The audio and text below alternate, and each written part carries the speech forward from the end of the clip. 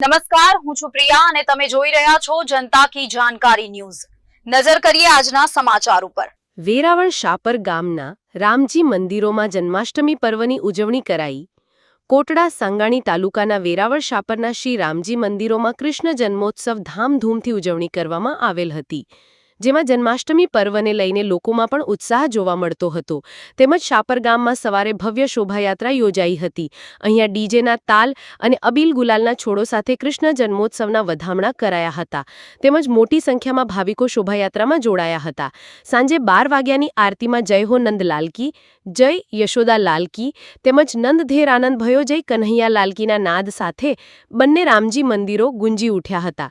તેમજ શહેરમાં વિવિધ વિસ્તારોમાં મટકી ફોડ સહિતના કાર્યક્રમ યોજાયા હતા। પૂજારી પારસભાઈ અગ્રવત અને રૂપેશભાઈ નિમામા દ્વારા વિધિવત પૂજા આરતી કરાઈ હતી।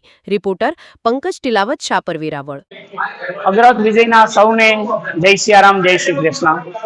આજે શ્રી કૃષ્ણ ભગવાનના 5252મી જન્મોત્સવ નિમિત્તે વેરાવળ ગામ શ્રી રામજી મંદિર ખાતે હર્ષોલ્લાસ સાથે શ્રી કૃષ્ણ ભગવાનના જન્મોત્સવની ઉમળકાભેર ઉજવણી કરવામાં આવી।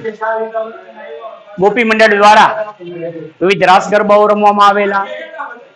ગોપ મંડળ ભાઈઓ દ્વારા ફટાકડા ફોડીને શ્રી કૃષ્ણ ભગવાનના જન્મોત્સવને વધાવવામાં આવ્યો।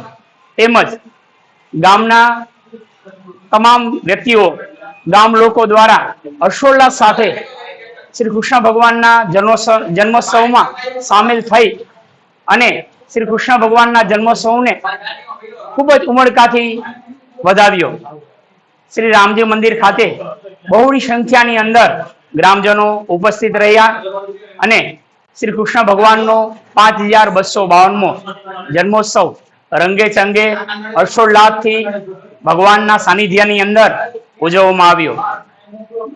આજે ભારત દેશ અને વિશ્વના દરેક દેશની અંદર શ્રી કૃષ્ણ ભગવાન કે જે 72 કળાઓ તમામે તમામ રીતે એટલા જ માટે શ્રી કૃષ્ણ ભગવાનને પૂર્ણ પુરુષોત્તમ કહેવામાં આવ્યા છે। તો સૌ શ્રી કૃષ્ણ ભગવાનના જીવનની અંદર થી જે આપણને આદર્શો મળેલા છે, એમને જે ભગવદ્ ગીતાની અંદર કહેલું છે, અને આપણે એ સૌ સિદ્ધાંતોને જીવનમાં અમલી બનાવીએ અને આપણા જીવનને સાર્થક બનાવીએ। એ સાથે મારી વાણીને હું વિરમું છું। જય સિયારામ, જય શ્રી કૃષ્ણ।